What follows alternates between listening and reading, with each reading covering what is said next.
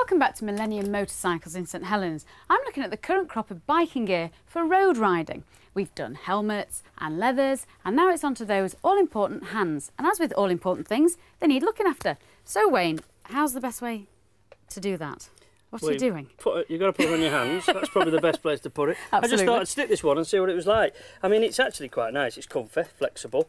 Look at those. It looks like something you'd use in the Terminator film. Absolutely. Or for snotting traffic wardens with.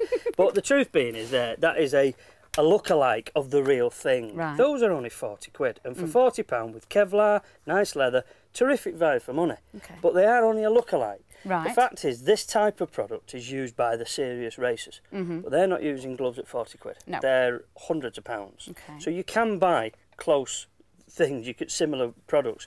Ooh, snazzy. Well, they are snazzy, aren't they? And they're very impressive, and they do sort of match up with those race suits that we looked at earlier. And when you want some proper kit, there it is. Yeah. That's what a racer would wear. I mean, with the knuckle protection, right down the fingers there, very flexible, lots of adjusters, right down to this, which is protecting the bone here. Right. And is a very nice bit of kit. And you've still got your two. You've got your two fasteners. You're talking £80 here.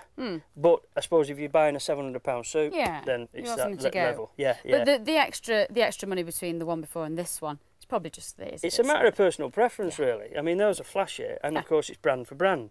I think you'll find that the scope between summer gloves, basically, sporting gloves, you're looking at anything between 15 quid right the way up to hundreds, literally hundreds upon hundreds, and I can't see you getting a better glove than that, to be fair. No, that looks pretty good to me. All right, well, that's the hands sorted. Now we need your advice on feet. Fine. And last but by no means least, we've worked our way down to the feet. Boots should be all-important protection. They need to keep your feet in one place should you break them, so we need a good, strong boot. Wayne, talk us through them. There's loads of different brands, there's loads of different products, and safety should be our paramount. Right. But let's just start at the bottom line. Look at that. That's 100 quid, 99.95. So that's kind of the cheapest you can get. Well, I don't think it's the cheapest available, but you've got a quality brand. This is a Frank Thomas product, so it's a quality brand. It's sporty to look at, it's got a bit of reflective on it, it's quite stylish, and yet it's also got a waterproof liner. Yeah. So you don't have to pay a fortune to get a good all-round boot such as that. But really, I think a little more money, you can improve on it. For example, this boot here, which is a favourite of mine, I must admit. Is that not a welly?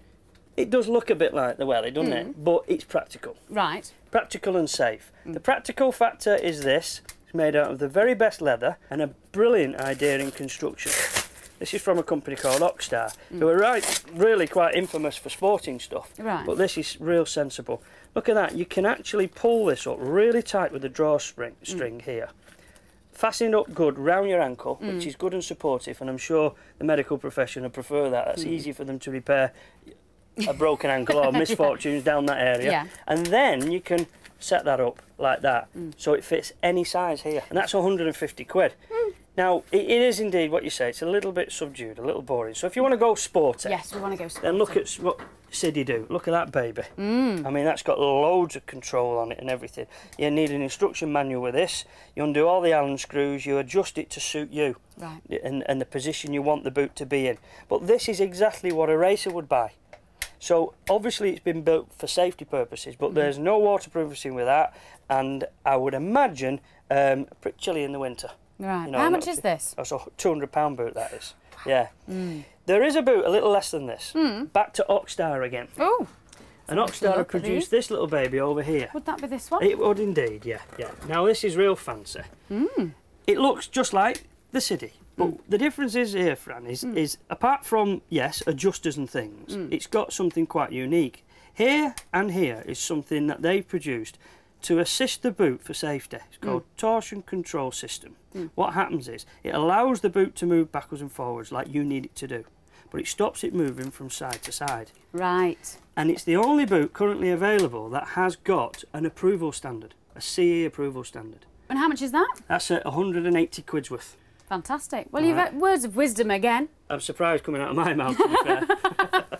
Well, that's it for the clothing side of things. I hope we've answered all those niggling questions about kit and what right kit to get.